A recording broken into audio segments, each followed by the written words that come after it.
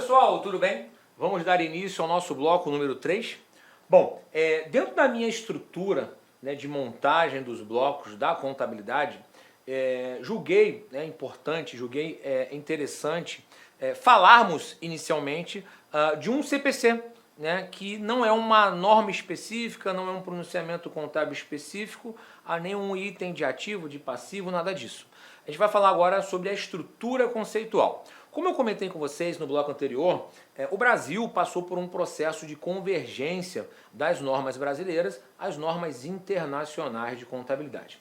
Nesse sentido, o Brasil precisou elaborar, publicar um documento que seria um grande documento de um arcabouço conceitual, que reúne um conjunto de conceitos que deveriam ser seguidos por todas as entidades que vão elaborar as demonstrações contábeis de acordo com as normas internacionais de contabilidade.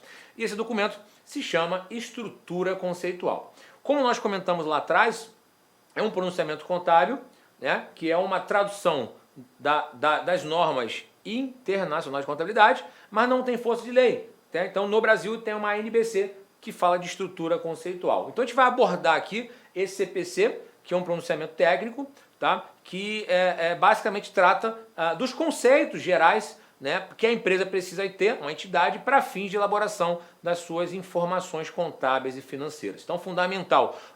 Inicialmente, vamos falar dos princípios contábeis, né, e a gente vai tentar entender como os princípios contábeis agora se adequam a esse grande documento que é chamado de estrutura conceitual. Legal? E a gente vai dividi-lo em duas partes, porque na verdade é um tema que tem bastante assunto e cai com bastante frequência em prova. Dificilmente vocês vão ver uma prova que tenha contabilidade, que não tenha alguma questão que envolva a estrutura conceitual. Legal? Bacana? Então vamos lá.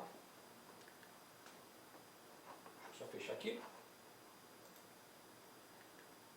Bom, inicialmente, antes de a gente falar efetivamente de estrutura conceitual, eu preciso falar dos princípios contábeis. Nós falamos lá atrás que a contabilidade é uma ciência social. Por quê? Porque ela reúne um conjunto de princípios e porque, na verdade, ela gera informação para uma toda a sociedade. Os princípios contábeis, inicialmente, estavam previstos na Resolução 750 de 1993, que foi publicada pelo CFC. Quais são os principais princípios contábeis? Lembrando que o princípio contábil ou os princípios contábeis, eles não são revogados, né? A resolução é revogada, mas eles são imutáveis. Tá? Princípio da entidade. O que é o princípio da entidade? Parece ser óbvio, mas a maioria das empresas não faz isso, né?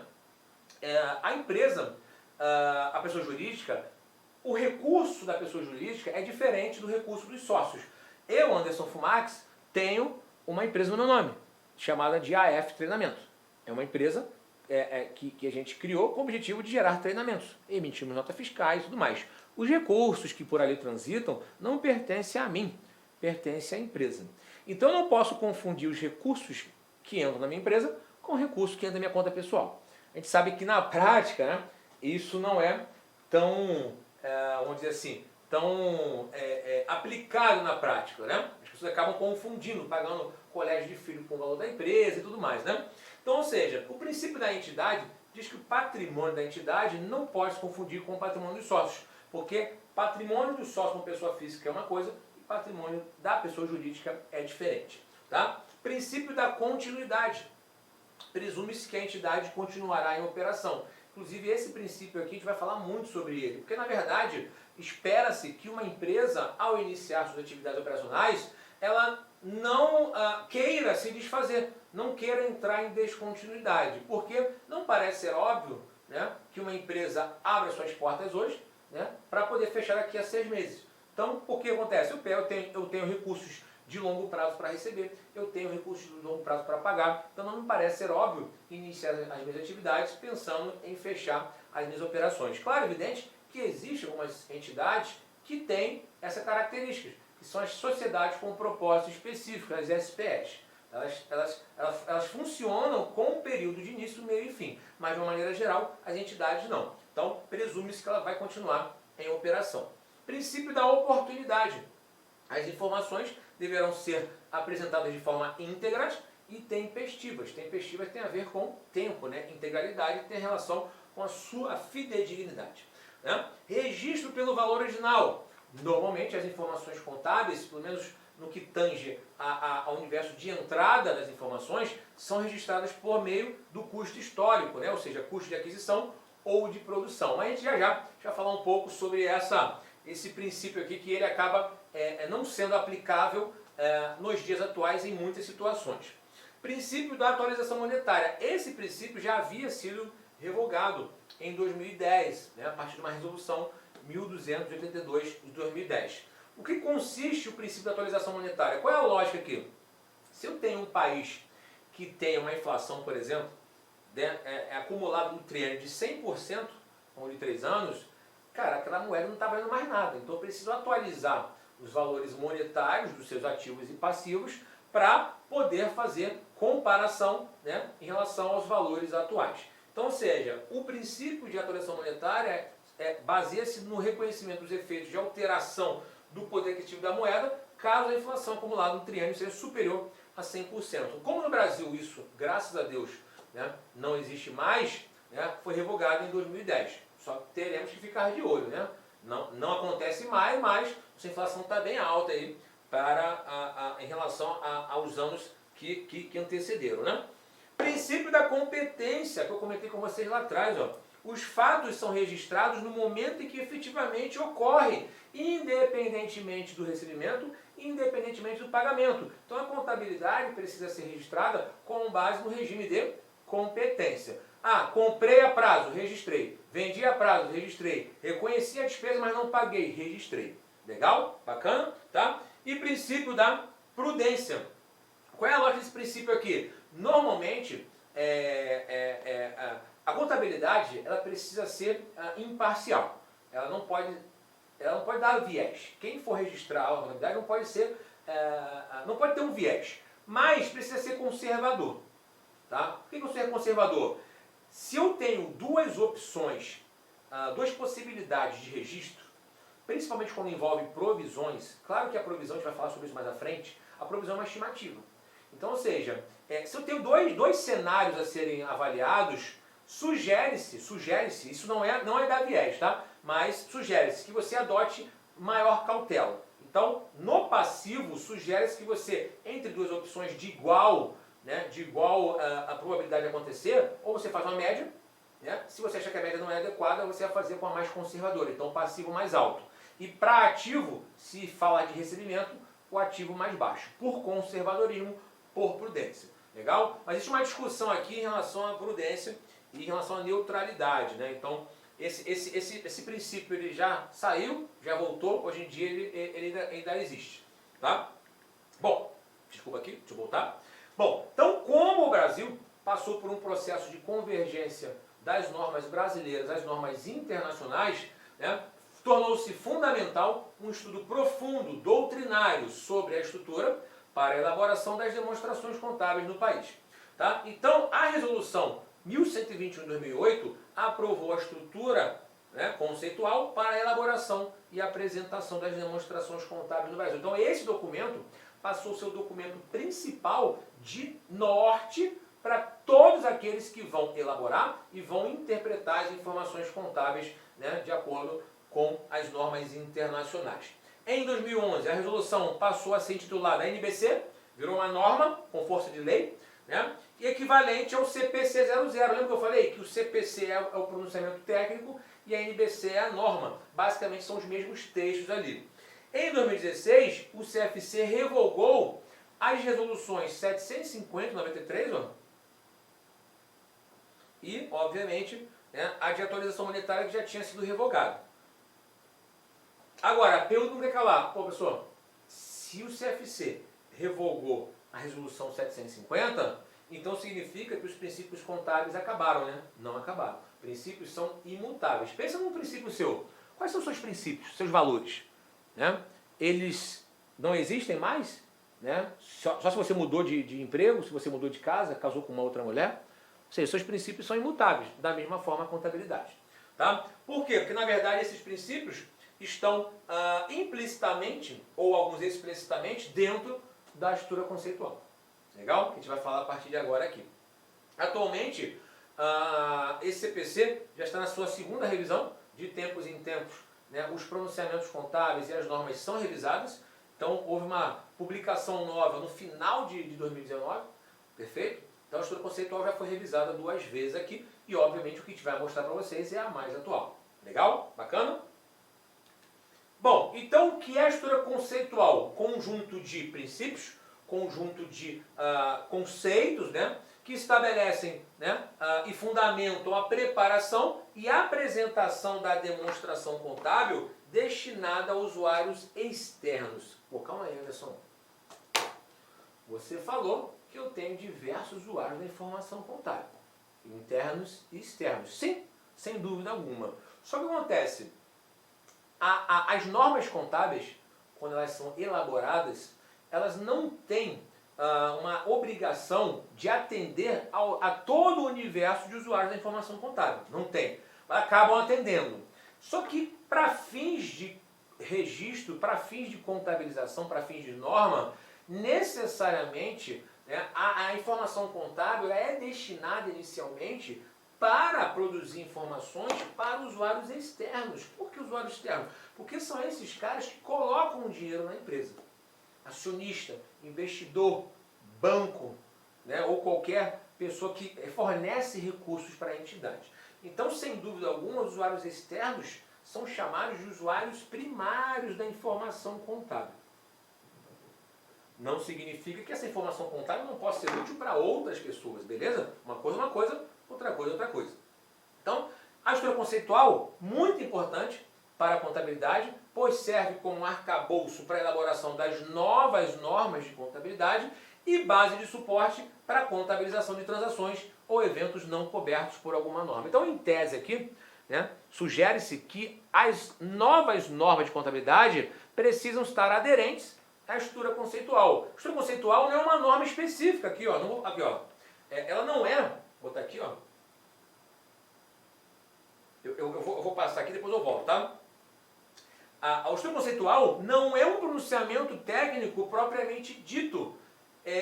Quando eu falo isso, ela não trata especialmente de estoque, não trata especialmente de imobilizado, não trata especialmente sobre provisões, não é uma norma técnica, não é um pronunciamento contábil técnico, é uma norma geral, que estabelece princípios, conceitos. Tá? Ou seja, então, se houver qualquer conflito dessa estrutura conceitual com uma norma técnica, vale para aquele assunto a norma técnica. Se houver conflito, por exemplo, do CPC 16, que deixa eu falar mais à frente, que trata de estoques, em relação a um conceito macro de ativo que está no CPC 00, se eu estiver falando de estoques, vai valer o CPC 16 e não o CPC 00, ok? A ideia é que tenha o quanto menos conflito possível, né? Porque, na verdade, a ideia é que você produza normas específicas com base nesses conceitos gerais. Legal? Bacana? Tá?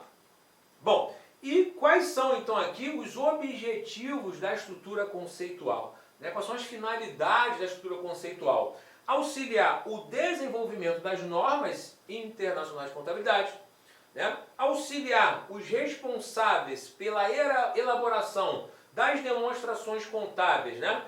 Para padronizar as informações contábeis de acordo com as normas internacionais de contabilidade e auxiliar, obviamente, os usuários da informação contábil, auxiliar quem vai ler, quem vai interpretar, quem vai utilizar aquela informação. Então, ou seja, padronizar é tudo, porque facilita quem prepara, quem elabora, quem publica e quem lê, e quem precisa interpretar. Legal aqui? Tá? Então essa é a lógica da estrutura conceitual. Show de bola? Beleza? Seguindo o fluxo. Comentei aqui que essa estrutura conceitual não se trata de uma norma específica, não trata de nenhum tema individual. Então, se houver conflito entre a estrutura conceitual e o tema individual, vai valer o tema individual para aquele assunto específico. Legal?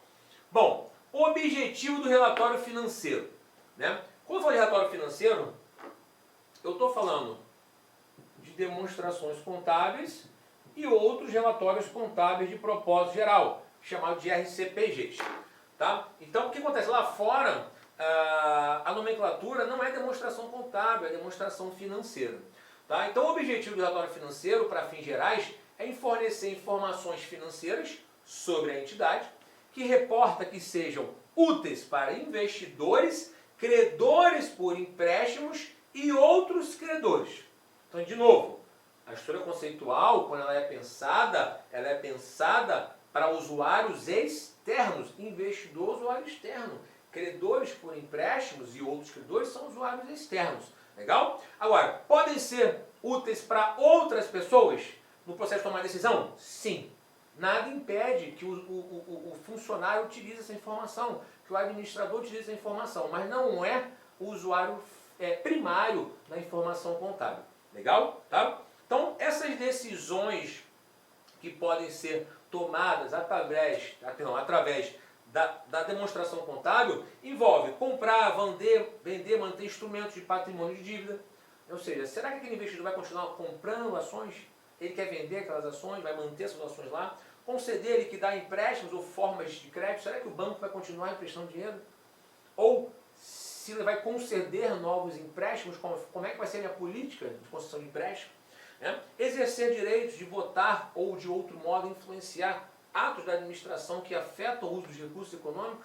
Será que eu, como acionista principal, eu posso usufruir dessa minha prerrogativa para tomar decisões dentro da empresa? Então, são objetivos aí, da informação contábil previsto pela estrutura conceitual. Bom, então, cumpre destacar que usuários primários individuais têm necessidades e desejos de informação diferentes e possivelmente conflitantes. Então, quando a informação contábil é gerada para atender a esses usuários, ela não destina a informação só para investidor, só para o banco. Ela quer atender a usuários, mas ela sabe que as necessidades são diferentes ou até mesmo conflitantes. Então, olha só, como eu comentei, quando se desenvolve os pronunciamentos contábeis, principalmente a estrutura conceitual, busca-se fornecer um conjunto de informações que atenda às necessidades do maior número de principais usuários. Ou seja, ele não é publicado ou pensado para favorecer só investidor, ou só banco, ou só governo.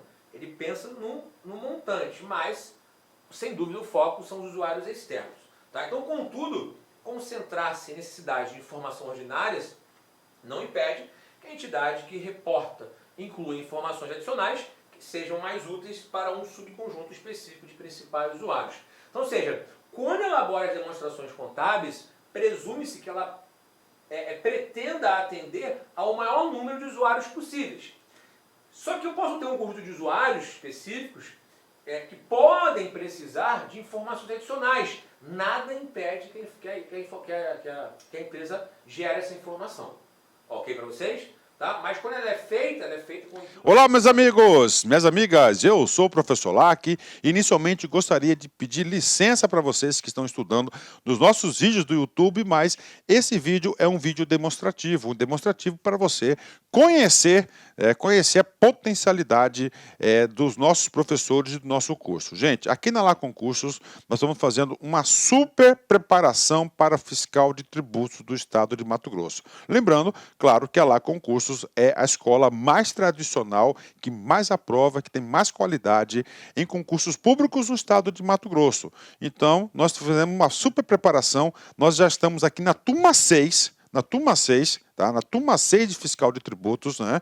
E se você quiser assistir o restante dessa videoaula e muito mais, o nosso curso online já consta aí com aproximadamente umas 320 horas e está em gravação alguns módulos ainda.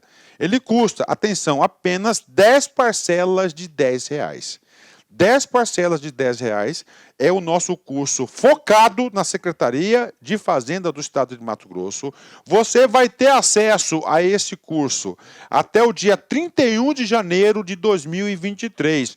Ah, professor, foi publicado o edital, e está diferente o pré-edital. Fique tranquilos que dentro do prazo de validade do seu acesso, nós iremos fazer todas as alterações e ajustes necessários para a sua aprovação, né?